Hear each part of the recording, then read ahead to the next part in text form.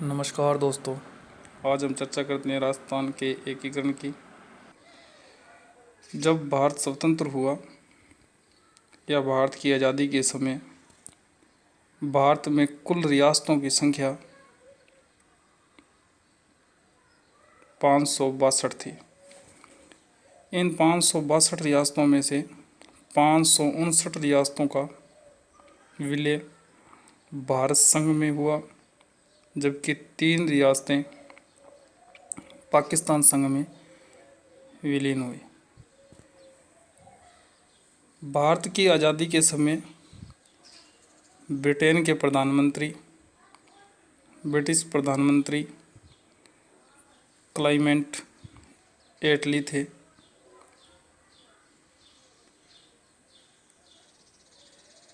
इसी समय भारत के तत्कालीन वायसराय या गवर्नर जनरल लॉर्ड माउंटबेटन थे।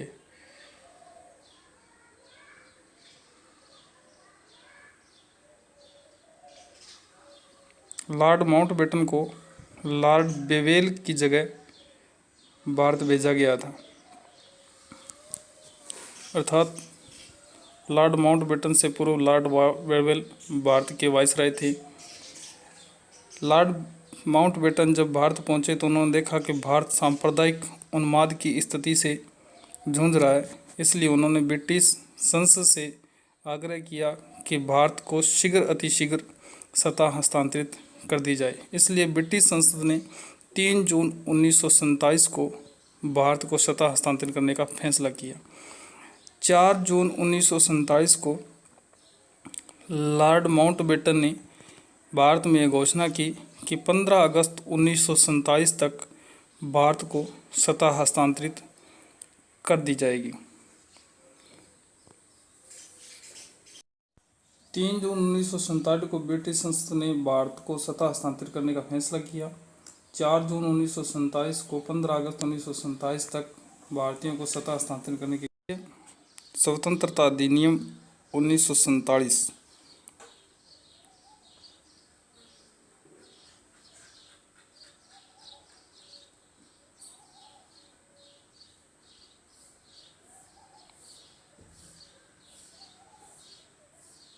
की धारा 8 भारतीय स्वतंत्रता अधिनियम 1947 की धारा 8 के अनुसार देशी रियासतों को उनकी सर्वोच्चता पुनः स्थापित कर दी गई, जिसका तात्पर्य यह था कि देशी रियासतें भारत संघ अथवा पाकिस्तान संघ किसी में विलीन हो सकती हैं। यदि ये चाहें तो ये समय का पृथक अस्तित्व भी रख सकती हैं। यदि ऐसा होता तो भारत अनेक छोटे छोटे खंडों में विभक्त हो जाता और भारत की एकता समाप्त हो जाती।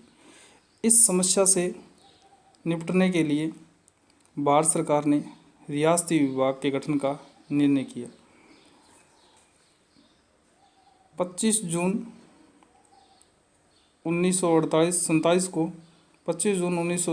को रियासती विभाग के गठन का निर्णय लिया गया।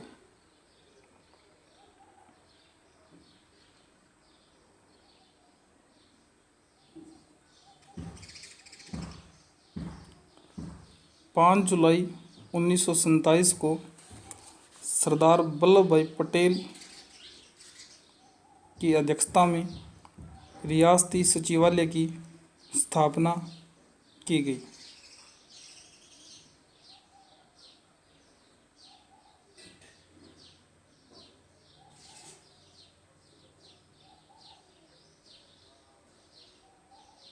रियासती सचिवालय की स्थापना की गई।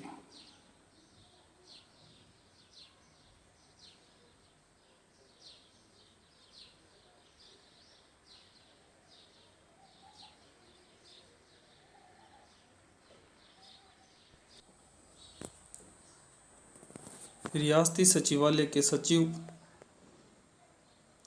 वीपी मेनन को बनाया गया। एक तरफ तो वीपी मेनन भारतीय देशी रियासतों के बारे में जानकारी प्राप्त रखते थे। उसका कारण यह था कि वीपी मेनन लॉर्ड माउंटबेटन के सलाहकार समिति के सदस्य थे।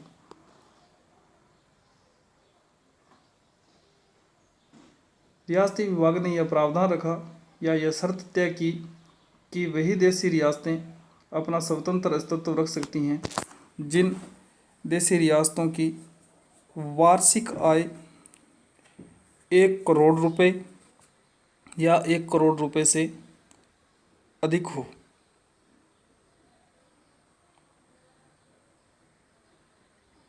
और रियासत की जनसंख्या कम से कम 10 लाख या 10 लाख से अधिक हो।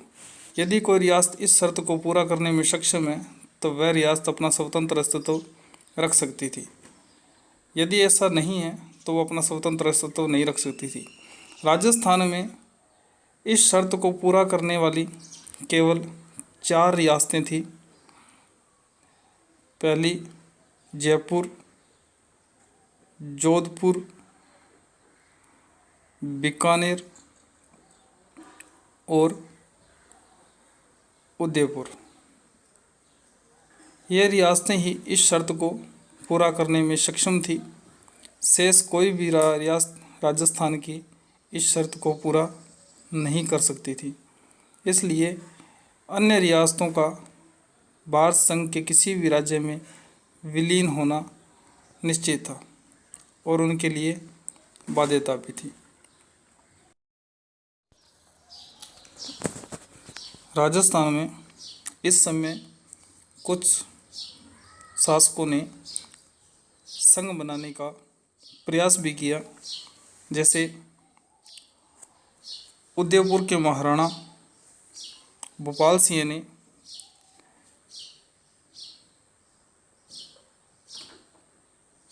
राजस्थानी शासकों का एक सम्मेलन जयपुर में आयोजित किया।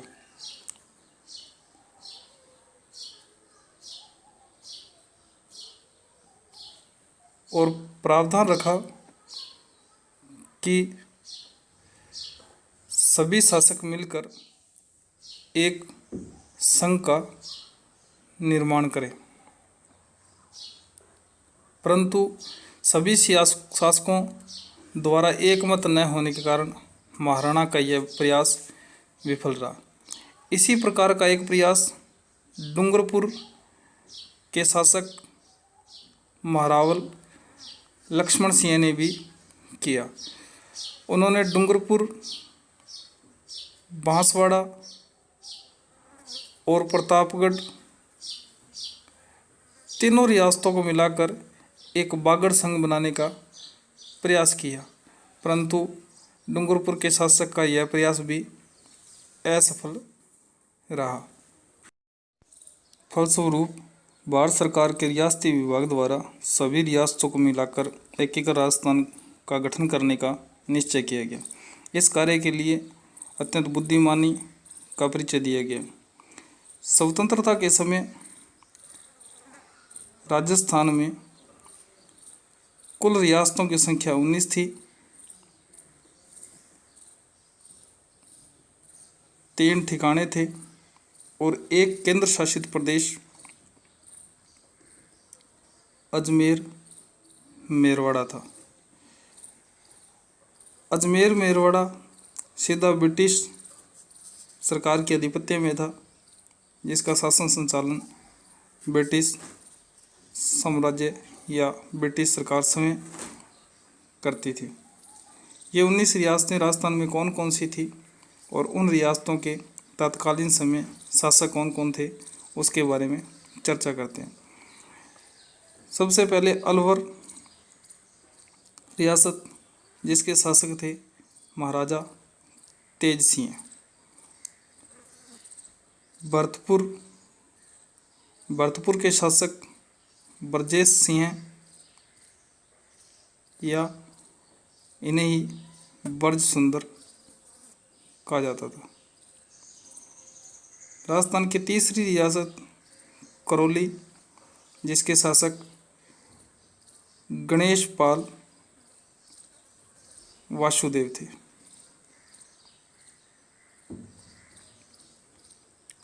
चौथी रियासत थी धौलपुर, जिसके शासक महाराजा उदयभान सिंह थे।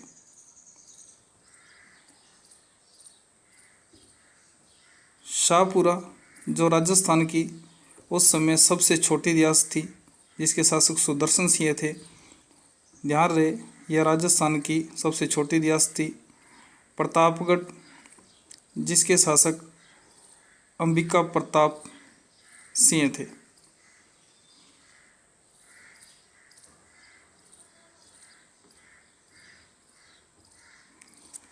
सातवीं रियासत कोटा थी, जिसके शासक भीम सिंह द्वितीय या इन्हीं भीम सिंह हाड़ा कहा जाता था।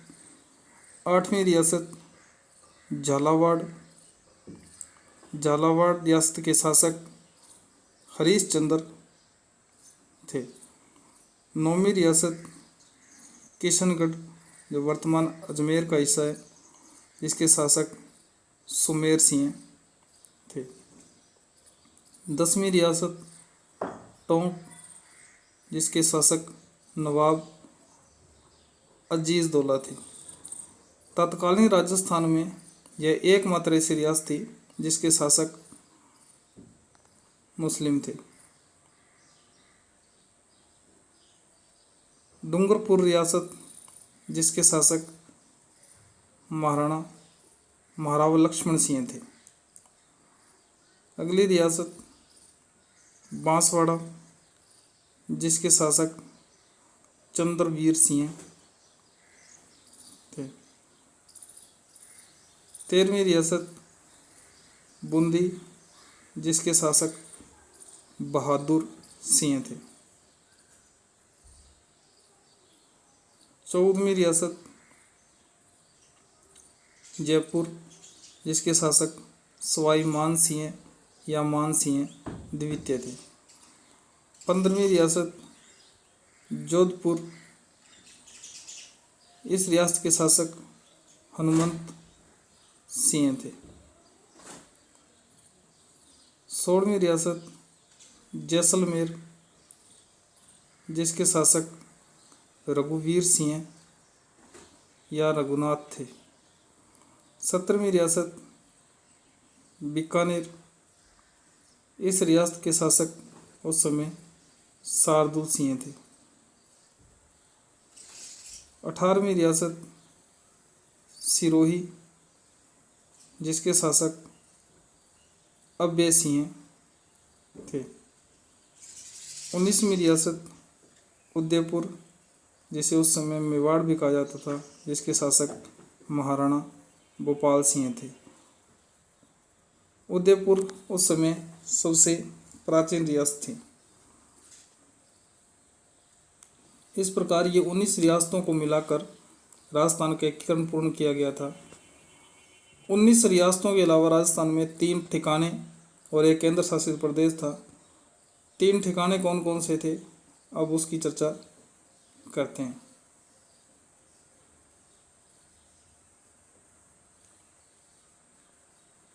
तत्कालीन समय में राजस्थान में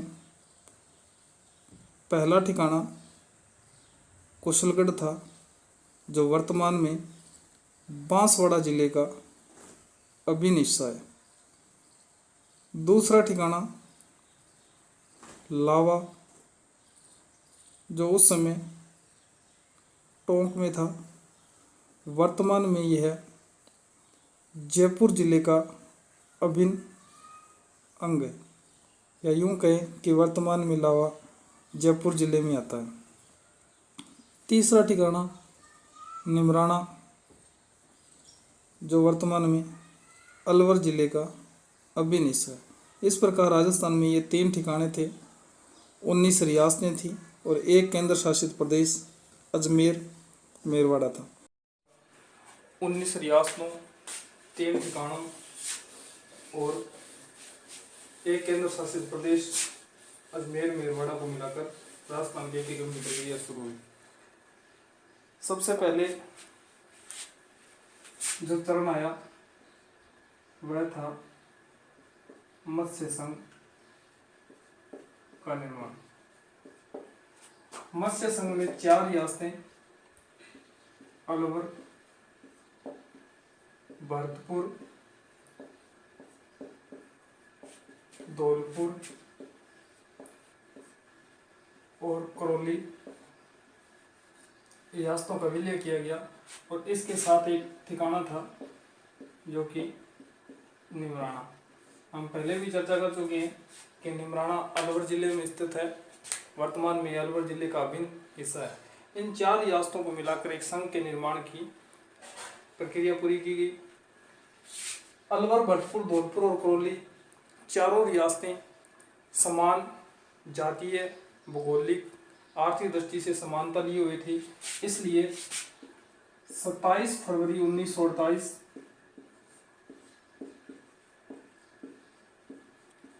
को चारों रियासतों के शासकों को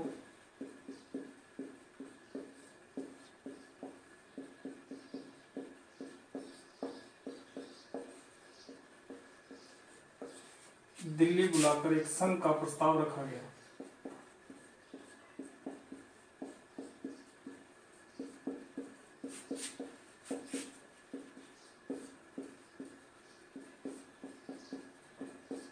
चारों को दिल्ली बुलाया गया 27 फरवरी 1948 को, और चारों के सामने एक संघ बनाने का प्रस्ताव रखा गया, जिसे चारों रियासतों के शासकों ने सहर्ष स्वीकार कर लिया। इसलिए अगले ही दिन 28 फरवरी 1948 को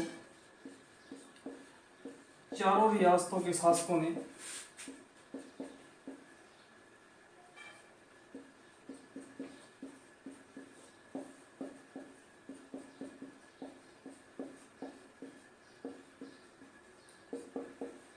संघ के दस्तावेजों पर हस्ताक्षर कर दिए।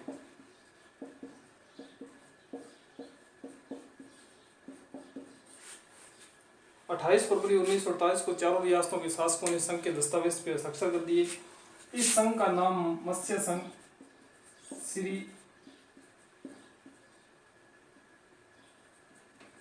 कन्हैयालाल माणिक्य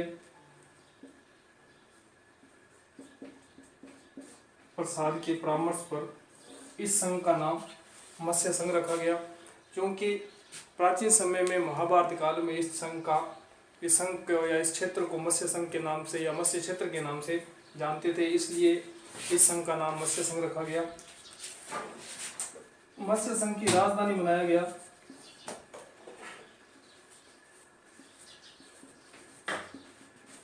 अलवर को। महाराज प्रमुख, धौलपुर शासक,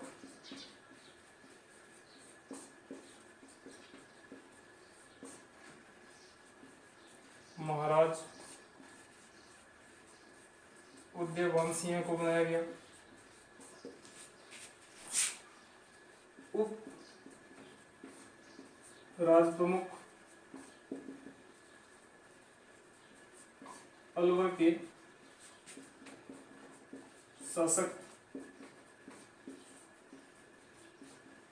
तेज सिंह को बनाया गया। राजधानी अलवर, महाराज प्रमुख धौलपुर शासक महाराज उदयवान सिंह, उपराज प्रमुख अलवर के शासक तेज सिंह को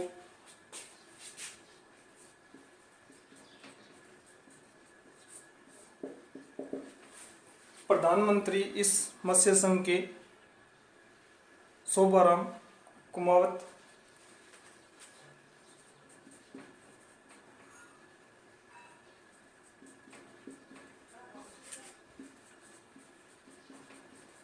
जो कि अलवर प्रजामंडल के प्रमुख नेता थे। राजधानी अलवर को बनाया गया। महाराज प्रमुख धौलपुर के शासक उदयवान सिंह को, उपराज प्रमुख अलवर के शासक तेज सिंह को, प्रधानमंत्री शोभाराम कुमावत को बनाया गया। इस प्रकार यह संघ का निर्माण हुआ। इस संघ का उद्घाटन तत्कालीन केंद्रीय मंत्री एन.वी. गाडगिल के द्वारा 18 मार्च 1948 को किया गया। इस प्रकार राजस्थान निर्माण की प्रथम चरण की प्रक्रिया पूर्ण हुई। उद्घाटन करता केंद्रीय मंत्री NV गॉडगिल।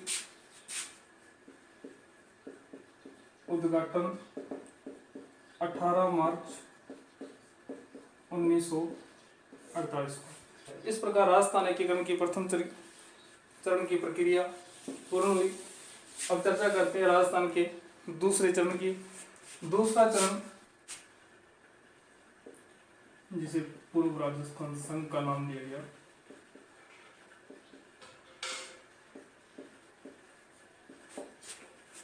इस संघ का उद्घाटन हुआ था 25 मार्च 1948 को, प्रथम चरण के 7 दिन बाद। इस संघ में 9 रियासतों का विलय हुआ। 9 रियासतें कौन कौन सी थी? प्रतापगढ़, शाहपुरा, बांसवाड़ा, बूंदी, कोटा, झालावाड़, किशनगढ़, टोंक और डूंगरपुर। इसके अलावा 2 ठिकाने थे। एक बांसवाड़ा जिले में वर्तमान में स्थित है, कुशलगढ़, और दूसरा ठिकाना था लावा, जो कि टोंक रियासत में था। वर्तमान में लावा जयपुर जिले का अभिन्न हिस्सा है। इन 9 रियासतों और 2 ठिकानों को मिलकर दूसरा संघ, जिसे पूर्व राजस्थान कहा जाता है, का निर्माण किया गया। इस संघ के निर्माण के लिए प्रक्रिया किस प्रकार हुई, उसकी थोड़ी चर्चा करते हैं। कोटा रियासत, झालावाड़ और डूंगरपुर, इन तीनों रियासतों ने मिलकर एक संघ बनाने का विचार किया, हाड़ौती संघ। इन तीनों रियासतों के शासकों ने विचार किया कि एक हाड़ौती संघ का निर्माण किया जाए। इसलिए 3 मार्च 1948 को दिल्ली में इन्होंने स्वीकार कर दिया कि संघ का निर्माण किया जाए। इसी प्रकार का विचार बांसवाड़ा,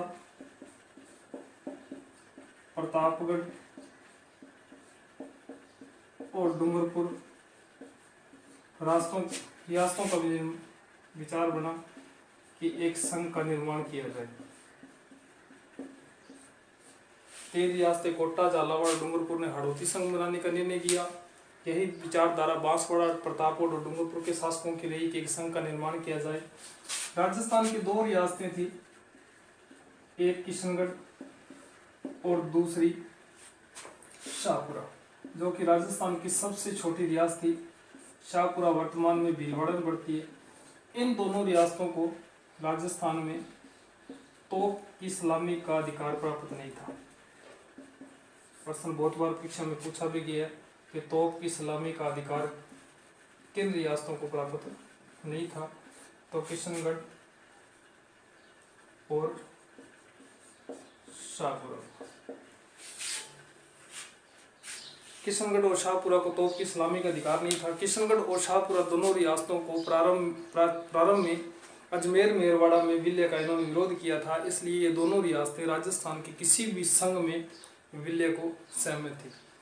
इस प्रकार रियासती विभाग ने इन रियासतों को और इनके आसपास की और टोटल कुल 9 रियासतों को मिलाकर एक संघ का विचार किया गया। इन 9 रियासतों के मध्य में राजस्थान की एक प्राचीन और बड़ी रियासत मेवाड़ पड़ती थी। मेवाड़ रियासत इन 9 रियासतों के मध्य में स्थित थी। इसलिए रियासती विभाग ने अनुरोध किया कि क्यों न मेवाड़ रियासत को भी संघ में शामिल किया जाए। हालांकि मेवाड़ रियासत रियासती विभाग के मापदंड को पूरा करती थी और स्वतंत्र अस्तित्व रखने में समर्थ थी।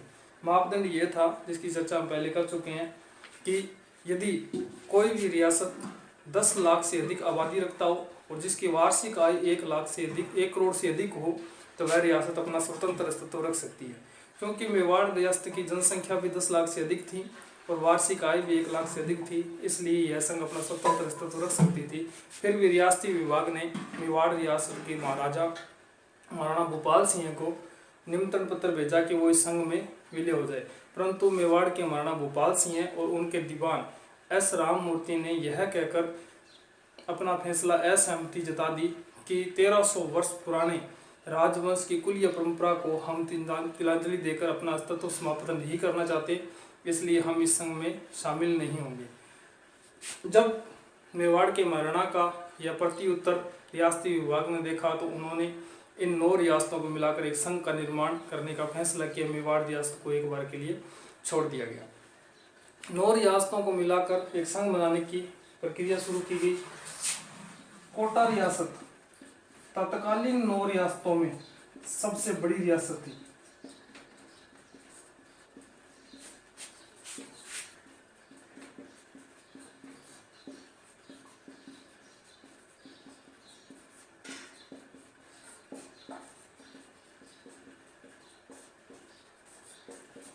इन 9 रियासतों में कोटा की रियासत सबसे बड़ी रियासत थी, इसलिए यह निर्णय लिया गया कि कोटा के महाराज भीम सिंह को राज प्रमुख बना दिया जाए और कोटा को राजधानी बना दी जाए।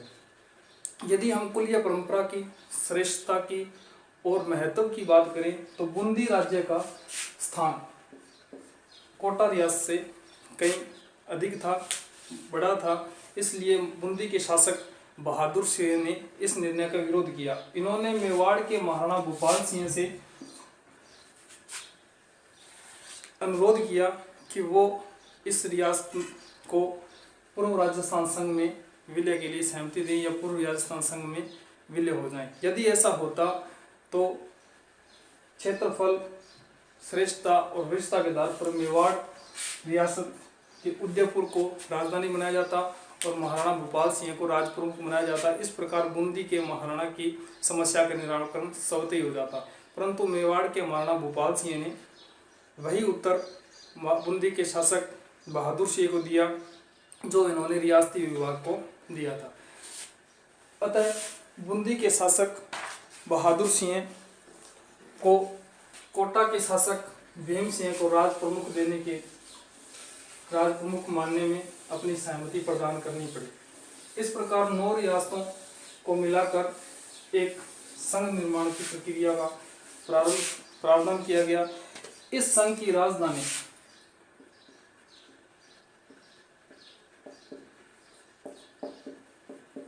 कोटा बनाना तय हुआ। राज प्रमुख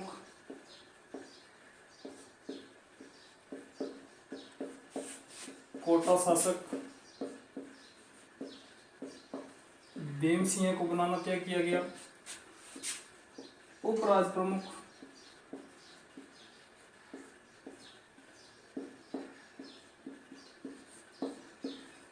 बूंदी शासक महाराज बहादुर सिंह और डूंगरपुर शासक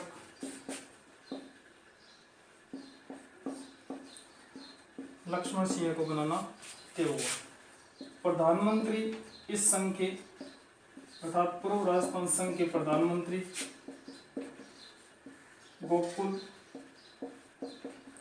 लाल असावा को बनाया गया। 25 मार्च 1948 के दिन इस संघ का उद्घाटन करने की तारीख तय की गई। दूसरी तरफ मेवाड़ के जनता व प्रजामंडलों द्वारा विरोध किया गया। मेवाड़ के प्रजामंडल के प्रमुख नेता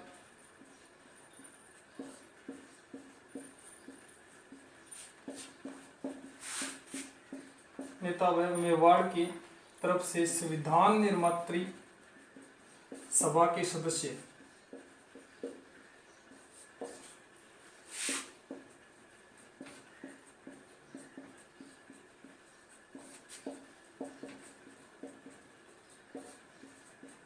माणिक्यलाल वर्मा मेवाड़ के प्रजामंडल के प्रमुख नेता व संविधान निर्मात्री सभा के सदस्य माणिक्यलाल वर्मा ने मेवाड़ के महाराणा से कहा कि आप अकेले और आपका दीवान सर राम मूर्ति दोनों मिलकर यह फैसला नहीं कर सकते मेवाड़ की जनता का कि वो किस संघ में विलय आना चाहते हैं। जब मेवाड़ के प्रजामंडल और जनता द्वारा तीव्र विरोध किया गया तो मेवाड़ के महाराणा भूपाल सिंह को स्पष्ट हो गया कि बिना किसी संघ में शामिल हुए वो अपने राज्य का या अपनी रियासत का आगे नहीं बढ़ सकते। जनता को साथ में लेकर ही आगे बढ़ा जा सकता है, इसलिए उन्होंने इस संघ में विलय होने का प्रस्ताव को स्वीकार कर लिया। 23 मार्च 1948 को महाराणा भूपाल सिंह ने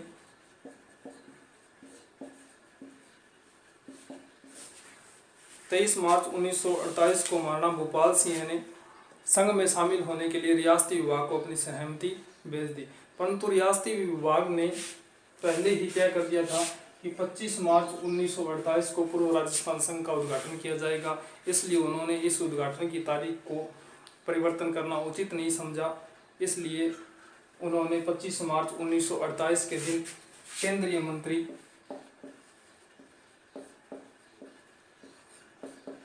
NV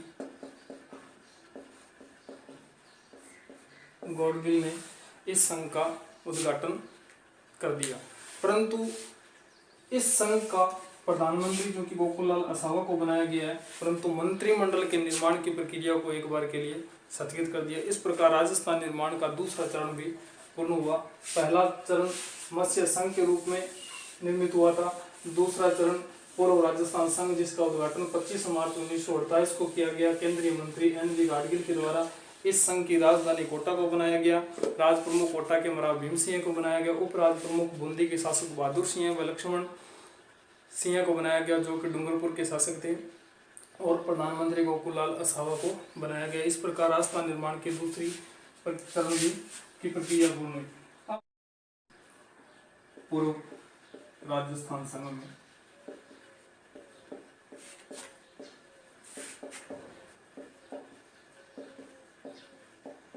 मेवाड़ का या यूं कहें संयुक्त राजस्थान संघ, इस संघ में क्या क्या था?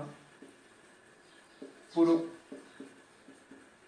राजस्थान संघ अर्थात राजस्थान एकीकरण का चरण नंबर 2 और उसके साथ में मिलाया गया मेवाड़, जिसका उद्घाटन हुआ 18 अप्रैल 1948 को। यह किस प्रकार चरण पूरा हुआ इसकी चर्चा हमने करते हैं। पूर्व राजस्थान के निर्माण के बाद मेवाड़ के विलय के प्रश्न पर वार्ता शुरू की गई। मेवाड़ के दीवान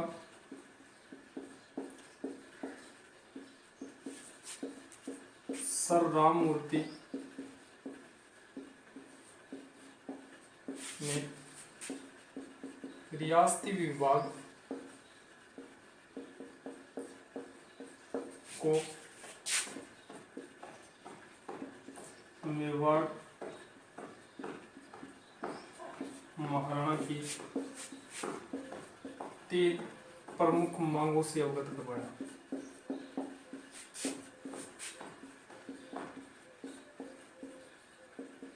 ये 3 मांगे क्या क्या थी? पहली, उदयपुर को राजधानी बनाया जाए, इसकी संयुक्त राजस्थान संघ की।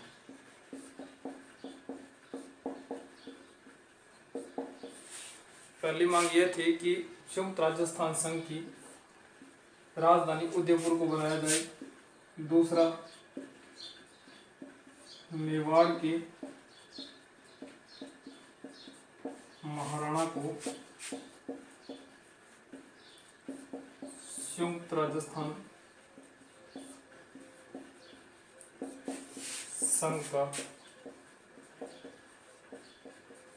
वंशानुगत राज प्रमुख बनाया जाए। तीसरी मांग ये थी 20 लाख रुपए वार्षिक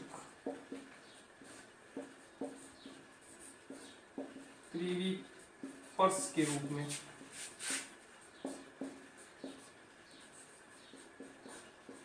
दिए जाए। ये 3 मांगे मेवाड़ के महाराणा गोपाल सिंह की थी, जिसे मेवाड़ के दीवान सर राममूर्ति ने रियासती विभाग को अवगत करवाया। मेवाड़ के महाराणा को 20 लाख रुपए वार्षिक प्रीवी पर्स के रूप में दिए जाए। मेवाड़ को महाराणा को वंशानुगत राज प्रमुख बनाया जाए और उदयपुर को संयुक्त राजस्थान संघ की राजधानी बनाई जाए। जब ये 3 मांगे रियासती विभाग के सम्मुख रखी गई तो मेवाड़ के महाराणा की इन शर्तों से और मांगों से अवगत करवाने के लिए रियासती विभाग ने पूर्व राजस्थान संघ के शासकों से विचार विमर्श किया और मेवाड़ के विलय को संयुक्त राजस्थान में विलय करने के लिए निश्चय किया कि पूर्व राजस्थान संघ में मेवाड़ रियासत का विलय कर दिया जाए। मेवाड़ राजस्थान में विलय के लिए महाराणा ने जो 3 मांगे रखी थी, इन तीनों मांगों पर विचार किया गया। तीनों मांगों में से सबसे पहले मेवाड़ के महाराणा को आजीवन राज प्रमुख मान लिया गया। ध्यान रहे कि मांग ये थी कि मेवाड़ के महाराणा को वंशानुगत राज प्रमुख बनाया जाए, जबकि यहाँ बात की गई मेवाड़ के महाराणा को आजीवन राज प्रमुख माना गया, जिसका तात्पर्य यह था कि मेवाड़ के तत्कालीन महाराणा भूपाल सिंह जब तक जीवित रहेंगे तब तक राज प्रमुख रहेंगे। उनकी मृत्यु के बाद यह पद मेवाड़ के लिए समाप्त कर दिया जाएगा। दूसरा ये था कि मेवाड़ के महाराणा ने प्रीवी पर्स के रूप में 20 लाख रुपए मांगे थे। प्रीवी पर्स के रूप में 20 लाख रुपए की जगह 10 लाख रुपए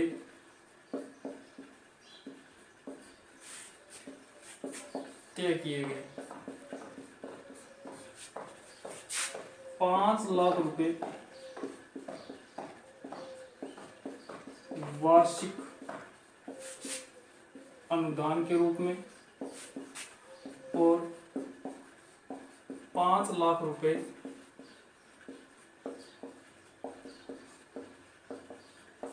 धार्मिक अनुष्ठान के लिए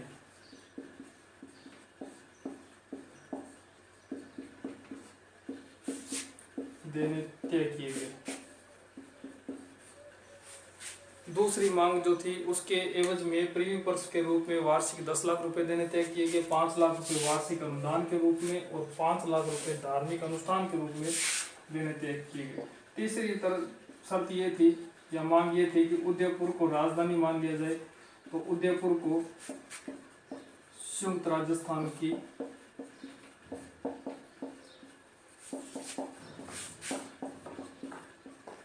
राजधानी स्वीकार कर लिया गया। परंतु पूर्व राजस्थान संघ की राजधानी कोटा थी, इसलिए यह निश्चय किया गया कि एक वार्षिक बैठक मंत्रिमंडल की प्रतिवर्ष कोटा में होगी, अर्थात कोटा के अंदर एक वार्षिक मंत्रिमंडल की बैठक होना तय कर दिया गया। उदयपुर को संयुक्त राजस्थान की राजधानी मान लिया गया।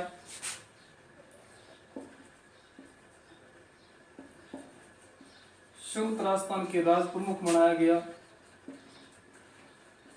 गोपाल सिंह को, जो कि मेवाड़ के महाराणा थे। उप राज प्रमुख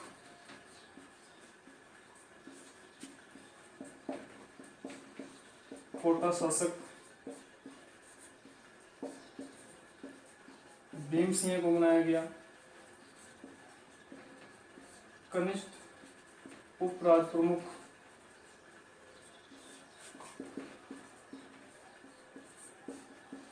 बूंदी शासक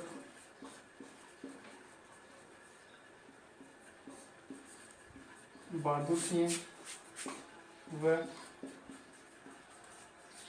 डूंगरपुर शासक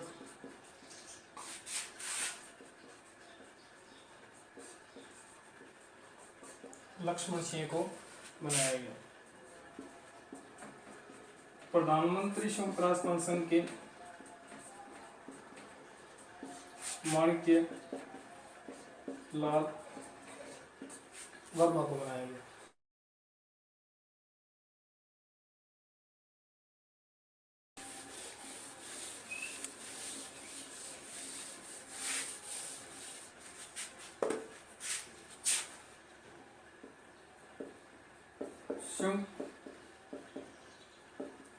राजस्थान संघ का उद्घाटन 18 अप्रैल 1948 को देश के प्रधानमंत्री पंडित जवाहरलाल नेहरू द्वारा किया गया। इस प्रकार राजस्थान एकीकरण के तीसरे चरण की प्रक्रिया पूर्ण हुई। अब हम बात करते हैं राजस्थान के चौथे चरण की प्रक्रिया। चौथे चरण की प्रक्रिया शुरू हुई। चौथे चरण का नाम था बृहद राजस्थान संघ। इस संघ का उद्घाटन 30 मार्च 1949 को किया गया। इसमें जो रियासतें थी हम जानते हैं कि 3 चरणों तक संयुक्त राजस्थान संघ का निर्माण हो चुका था, जिसमें 10 रियासतें जुड़ी हुई थी। इसके साथ जयपुर, जोधपुर, जैसलमेर और बीकानेर रियासतों का विलय किया गया। इस प्रकार यहाँ बृहद राजस्थान संघ तक 14 रियासतों को विलय बृहद राजस्थान में कर दिया गया, जिसका उद्घाटन 30 मार्च 1949 को किया गया। इसका विलय और एकीकरण किस प्रकार हुआ उसकी थोड़ी चर्चा करते हैं। मेवाड़ विलय के बाद में शेष रियासतों का विलय आसान व निश्चित हो गया। जयपुर, जोधपुर, बीकानेर और जैसलमेर का जनमत भी एकीकृत राजस्थान की मांग को तेज किए हुआ था। समाजवादी दल के प्रमुख नेता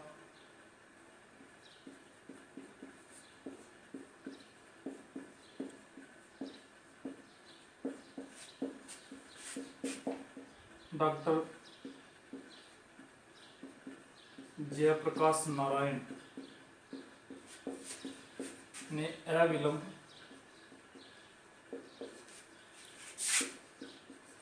एकीकृत राजस्थान की मांग की।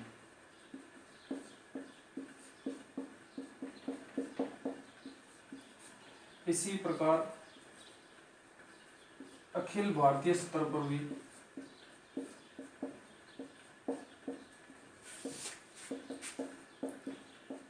राजस्थान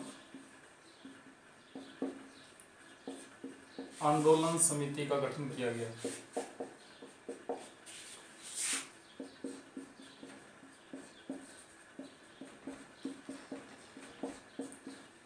इस समिति के अध्यक्ष राम मनोहर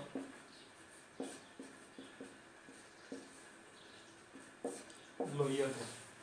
अखिल भारतीय स्तर पर जो समिति राजस्थान आंदोलन समिति का गठन किया गया था, इसके अध्यक्ष राम मनोहर लोहिया थे। इन्होंने भी एकीकृत राजस्थान की मांग की। आपकी जानकारी के लिए बता दें कि भारत की जो 562 रियासतें थी, जिनमें से 559 रियासतों का विलय हुआ था, उन रियासतों को एकीकृत करने का सबसे पहले जो योजना बनाई थी वो राम मनोहर लोहिया ने बनाई थी।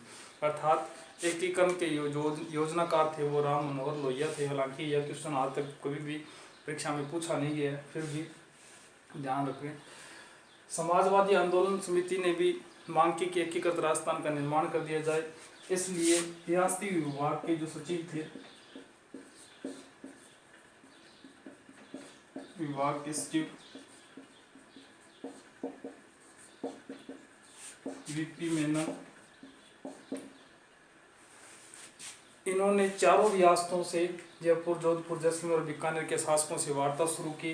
इस प्रक्रिया में वो सर्वप्रथम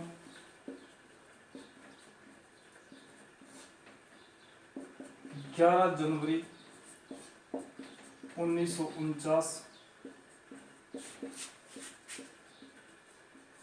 को जयपुर पहुंचे और जयपुर के महाराजा सवाई मान सिंह से वार्ता शुरू की। जयपुर के महाराजा ने प्रारंभ में काफ़ी आनाकानी की, वो इस संघ में मिलने से हिचकिचाते रहे, परंतु बाद में उन्होंने अपनी कुछ शर्तों के साथ इस संघ में विलय होने का को स्वीकार कर लिया। शर्तें उनकी क्या थी, उन शर्तों पर चर्चा करते हैं। उनकी पहली शर्त तो ये थी कि बृहत राजस्थान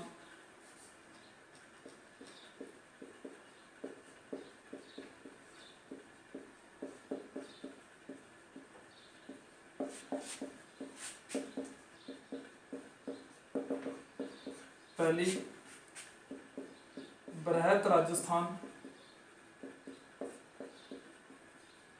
संघ का जयपुर महाराजा को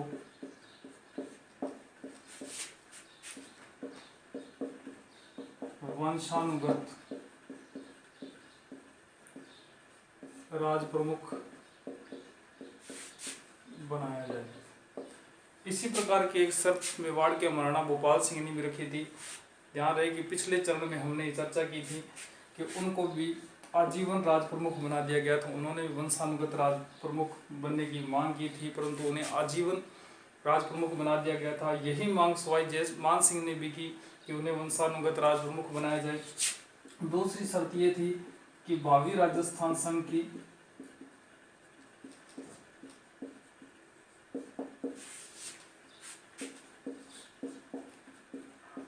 राजधानी जयपुर को बनाया जाए।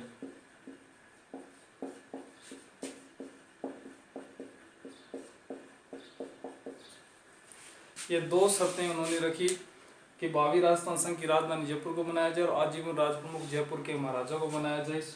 वीपी मेनन जो कि रियासती विभाग के सचिव थे, इन्होंने इनकी शर्तों पर बाद में विचार करने का आश्वासन देकर इनकी स्वीकृति प्राप्त कर ली और जो शर्त का प्रारूप था उस प्रारूप से जोधपुर और बीकानेर के शासकों को दोनों को तार के द्वारा इसकी सूचना प्रेषित की गई और उनसे वार्ता शुरू की गई। प्रारंभ में जोधपुर और बीकानेर के शासकों ने भी आनाकानी की, परंतु बाद में इन्होंने भी अपनी स्वीकृति प्रदान कर दी गई। 14 जनवरी 1949 को सरदार वल्लभ भाई पटेल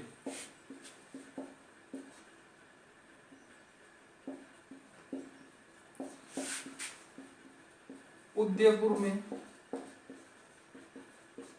आम सभा के दौरान घोषणा कर दी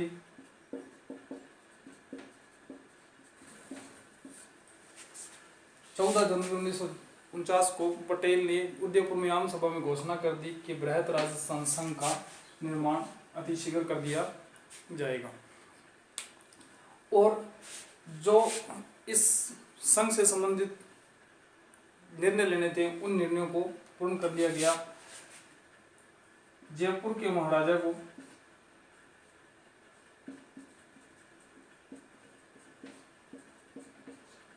जहां इन्होंने वंशानुगत राज प्रमुख की मांग की थी उसके स्थान पर आजीवन राज प्रमुख मान लिया गया।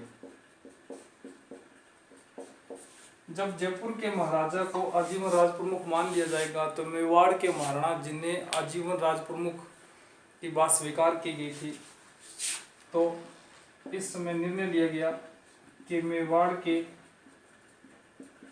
महाराणा को आजीवन महाराज प्रमुख मान लिया गया। मेवाड़ के महाराणा को आजीवन महाराज प्रमुख बना दिया गया और जयपुर के महाराजा सवाई मान सिंह को राज प्रमुख बना दिया गया।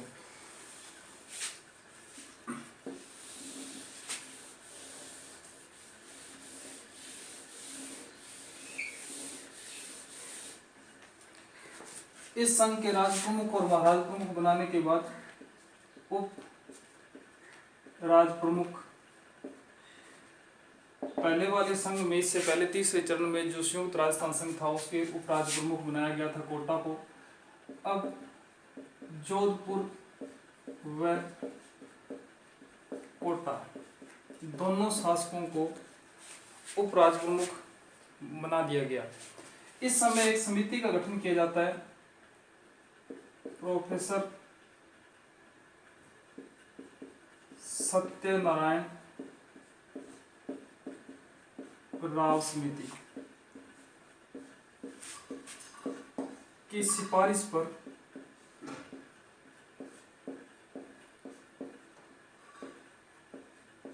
जयपुर को बृहद राजस्थान संघ की राजधानी बनाया गया।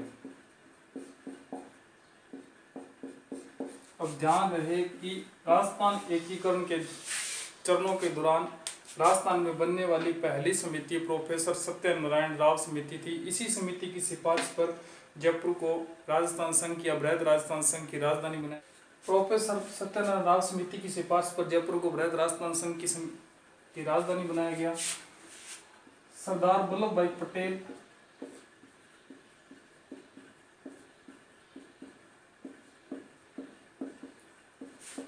ने 30 मार्च 1949 को बृहद राजस्थान संघ का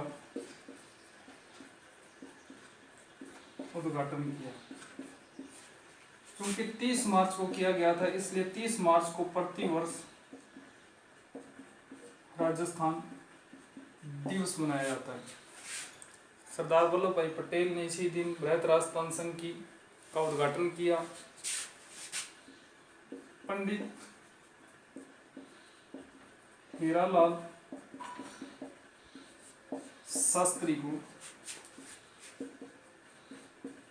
बृहद राजस्थान संघ का प्रधानमंत्री बनाया गया। 4 अप्रैल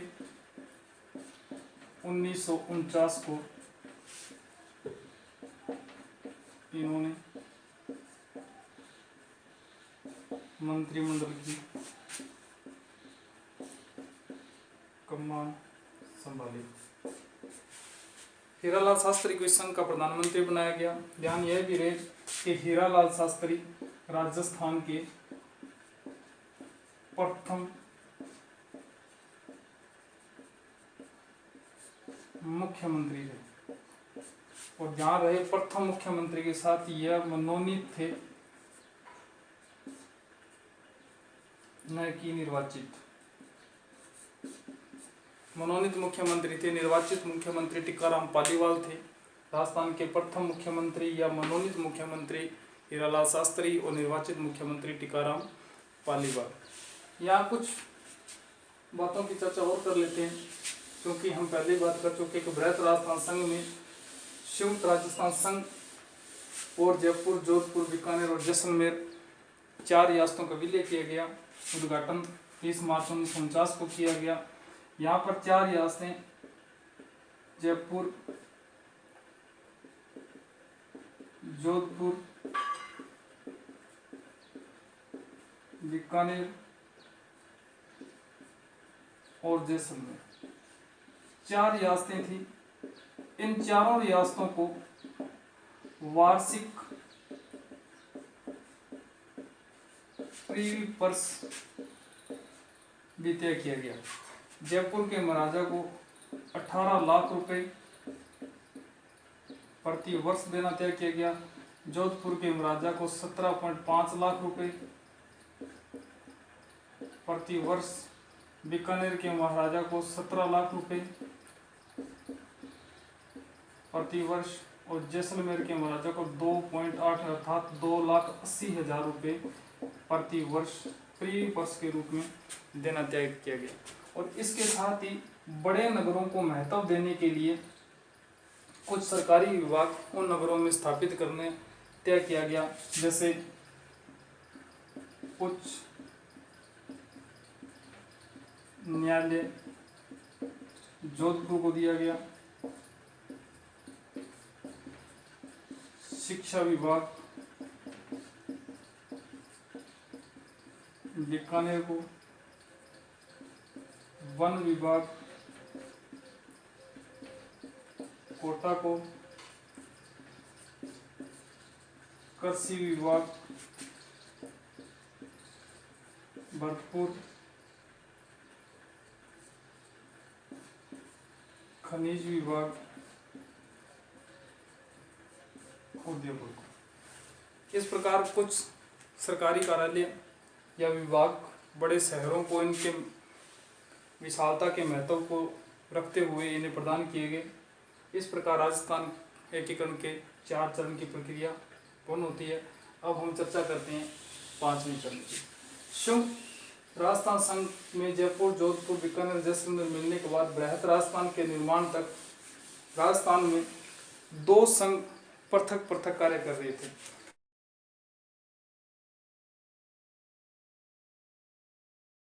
पांचवा चरण था संयुक्त बृहद राजस्थान संघ,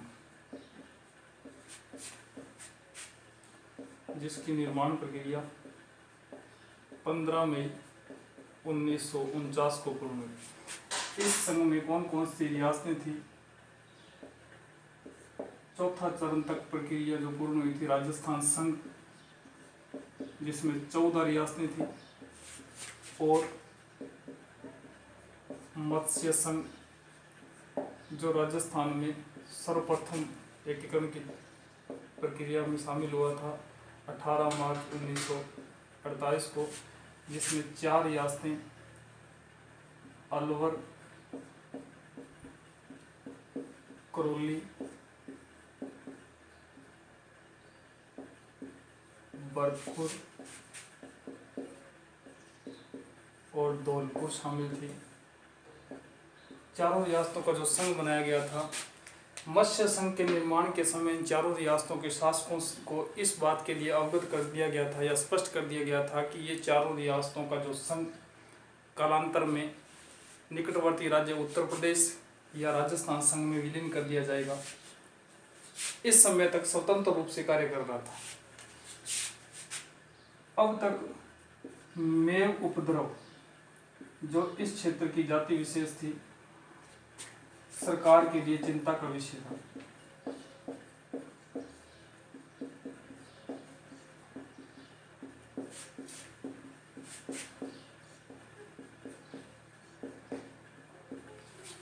मेव उपद्रव हो रहा था। दूसरी तरफ मत्स्य संघ में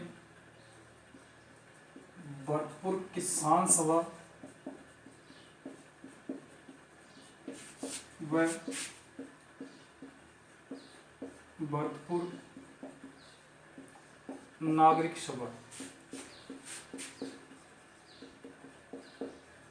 का आंदोलन भी अपने चरम सीमा पर था। भरतपुर किसान सभा द्वारा मांग की गई कि भरतपुर व धौलपुर दोनों को मिलाकर वर्ध प्रदेश स्थापित किया जाए और इनका अलग अस्तित्व रखा जाए। सरकार के लिए चिंता का विषय था कि यदि यह संघ विघटित हो गया तो एक नई समस्या उत्पन्न हो जाएगी। इस समस्या से निपटने के लिए 10 मई 1949 को सरकार द्वारा चारों रियासतों के शासकों व इस संघ का प्रधानमंत्री को दिल्ली बुलाया गया।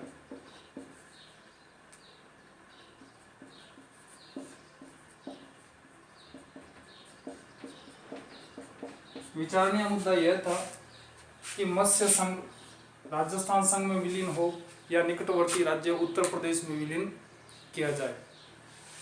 वहीं भरतपुर, धौलपुर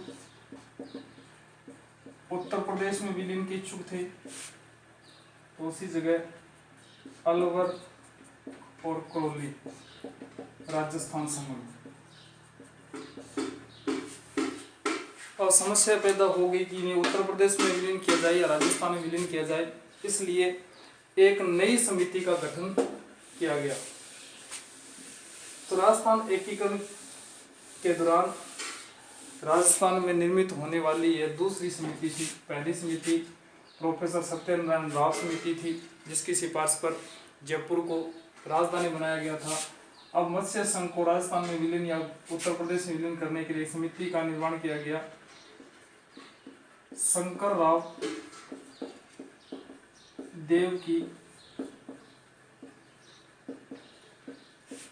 अध्यक्षता में एक समिति का गठन किया गया, शंकर राव देव समिति। इस समिति ने भरतपुर व धौलपुर का जनमत संग्रह करवाया। इस संग्रह के अनुसार इस क्षेत्र की जनता राजस्थान संघ में विलीन के इच्छुक थे, इसलिए 15 मई 1949 को मत्स्य संघ को शंकर राव देव समिति की सिफारिश पर राजस्थान संघ में शामिल कर दिया गया।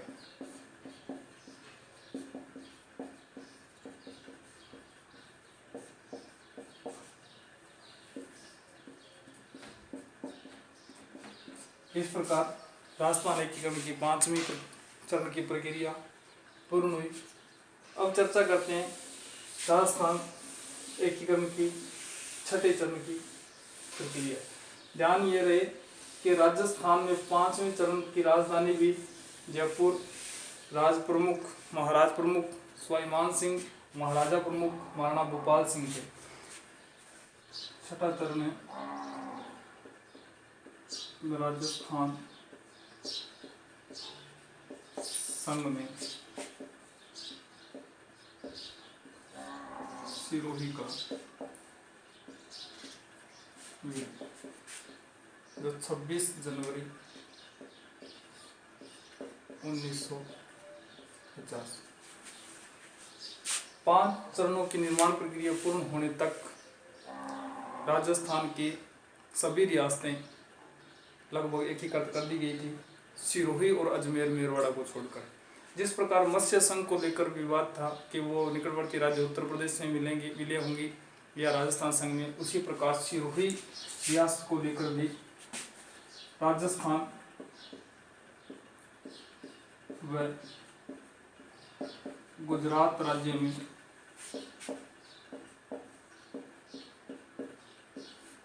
सिरोही विलय को लेकर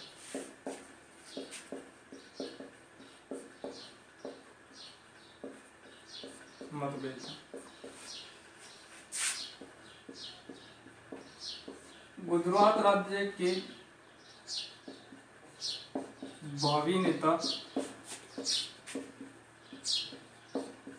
माउंट आबू को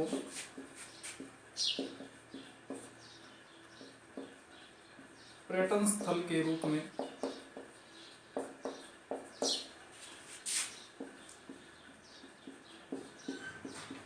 गुजरात राज्य का अंग बनाना चाहते थे। इसलिए नवंबर 1947 में ही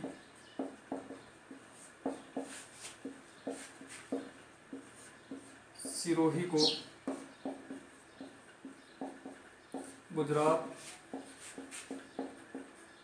स्टेटस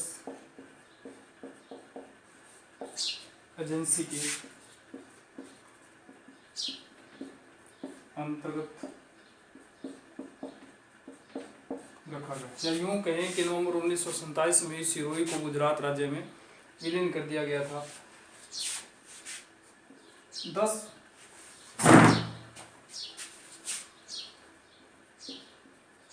10 अप्रैल 1949 को राजस्थान के मुख्यमंत्री हीरालाल शास्त्री ने सरदार वल्लभ भाई पटेल को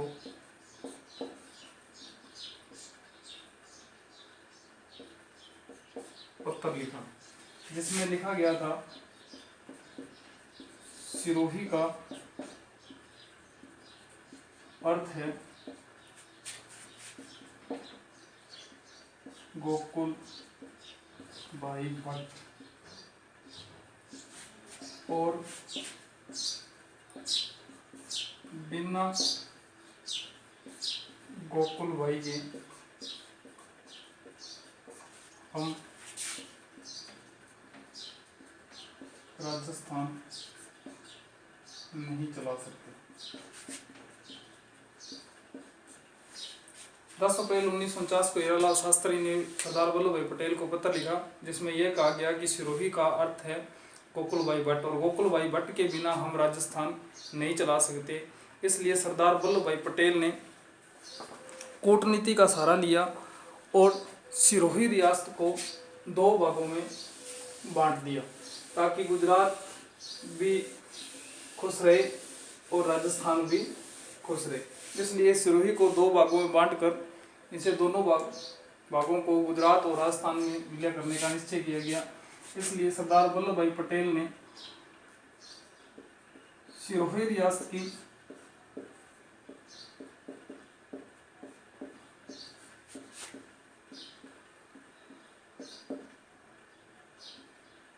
माउंट आबू के आसपास का 304 वर्ग मील क्षेत्र के निवासी गांवों को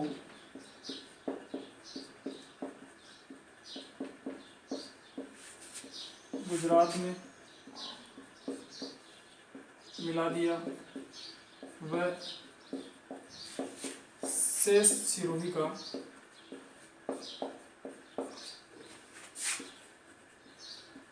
विलय राजस्थान में। इस प्रकार गोकुल भाई भट्ट का जन्म स्थान हाथल गांव सहित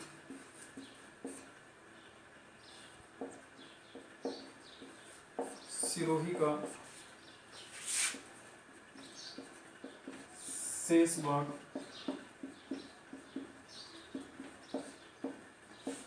राजस्थान में मिलाया गया। सरदार वल्लभ भाई पटेल के इस कार्य को गोकुल भाई भट्ट के नेतृत्व में राजस्थान में काफी विरोध हुआ। इसलिए यह प्रश्न भी बनता है कि सिरोही विलय का विरोध किसने किया, तो गोकुल भाई भट्ट ने। कारण ये था कि सिरोही के 2 टुकड़े करना जो गोकुल भाई भट्ट को पसंद नहीं था। इसलिए गोकुल भाई भट्ट ने सिरोही विलय के प्रश्न पर सरदार वल्लभ भाई पटेल का विरोध किया। इसलिए इस विरोध के कारण इस कार्य को सरदार पटेल ने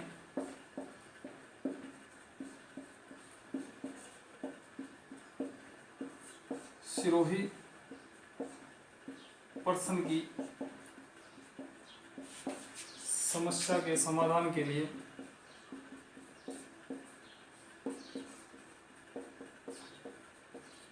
यह मुद्दा राज्य पुनर्गठन आयोग को सौंप दिया। इस प्रश्न के समाधान के लिए सरदार पटेल के द्वारा फिर एक कूटनीति का सहारा लिया गया और इसको राज्य पुनर्गठन आयोग को सौंप दिया गया ताकि इस समस्या का समाधान किया जा सके। अब चर्चा करते हैं राजस्थान एकीकरण के अंतिम चरण, जिसमें अजमेर, मेरवाड़ा और शेष सिरोही, जिसका विलय गुजरात में किया गया था, का विलय राजस्थान संघ में किस प्रकार किया जाता है। 7वां चरण वर्तमान राजस्थान 1 नवंबर 1956। वर्तमान राजस्थान का जो स्वरूप आया 1 नवंबर 1956 को आया। राजस्थान एकीकरण की समस्या के समाधान के लिए फजल अली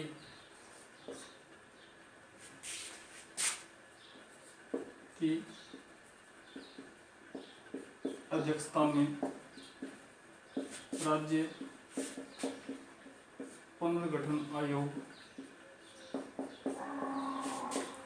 का गठन किया गया। फजल अली की अध्यक्षता में एक आयोग का गठन किया जाता है जिसका नाम है राज्य पुनर्गठन आयोग। इस आयोग की सिफारिश के अनुसार इसमें सिफारिश ये है कि माउंट आबू, देलवाड़ा व मध्य प्रदेश के मंदसौर जिले की मानपुरा तहसील का सुनेल टप्पा क्षेत्र व अजमेर, मेरवाड़ा राजस्थान में 1 नवंबर 1956 को मिला दिया गया। इसके साथ ही राजस्थान के झालावाड़ जिले की सिरोज क्षेत्र को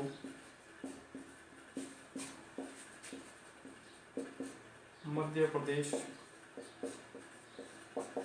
में मिला दिया गया। राजस्थान के एकीकरण की समस्या के समाधान के लिए फजल अली की अध्यक्षता में एक आयोग का गठन किया गया जिसका नाम था राज्य पुनर्गठन आयोग। इस आयोग ने यह सिफारिश की कि राजस्थान में सिरोही का माउंट आबू व देलवाड़ा तहसीलें और मध्य प्रदेश की मंदसौर जिले की मानपुर तहसील का सुनील टप्पा क्षेत्र और अजमेर मेरवाड़ा प्रदेश राजस्थान में 1 नवंबर 1956 को मिला दिया गया और राजस्थान के झालावाड़ जिले की सिरोज क्षेत्र को मध्य प्रदेश में मिला दिया गया। इस प्रकार 1 नवंबर 1956 को राजस्थान के निर्माण की प्रक्रिया पूर्ण हुई और 1 नवंबर 1956 को राजस्थान का वर्तमान स्वरूप उभर कर सामने आया। भारत की जो संसद थी, नवनिर्वाचित संसद ने 7वें संविधान संशोधन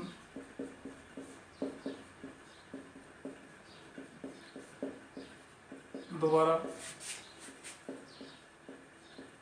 राज प्रमुख पद को समाप्त कर दिया और इसके स्थान पर राज्यपाल पद को सर्जित किया। एक नया पद बनाया गया जिसे कहा जाता है राज्यपाल पद। और राजस्थान के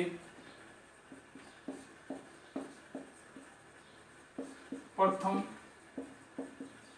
राज्यपाल श्री गुरमुख निहाल सिंह को बनाया गया। 1 नवंबर 1956 को राजस्थान के मुख्यमंत्री श्री मोहनलाल सुखाड़िया जी थे। इसलिए श्री मोहनलाल सुखाड़िया को राजस्थान का आधुनिक निर्माता भी कहा जाता है। इस प्रकार राजस्थान एकीकरण की प्रक्रिया पूर्ण हुई, जो 18 मार्च 1948 से शुरू हुई और 1 नवंबर 1956 को पूर्ण हुई।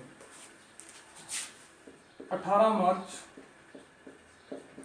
1948 को प्रथम चरण और 1 नवंबर 1956 को अंतिम चरण। 7 चरणों में यह प्रक्रिया पूरी हुई। इस प्रक्रिया के दौरान 8 वर्ष 7 माह और 14 दिन का कुल समय लगा। 8 वर्ष 7 माह और 14 दिन में रास्ता निर्माण की प्रक्रिया पूर्ण हुई। इस दौरान कुछ एक महत्वपूर्ण तथ्य की बात कर लेते हैं। जैसे मैं अपने डेथ वारंट पर हस्ताक्षर कर रहा हूं। यह बात बांसवाड़ा के शासक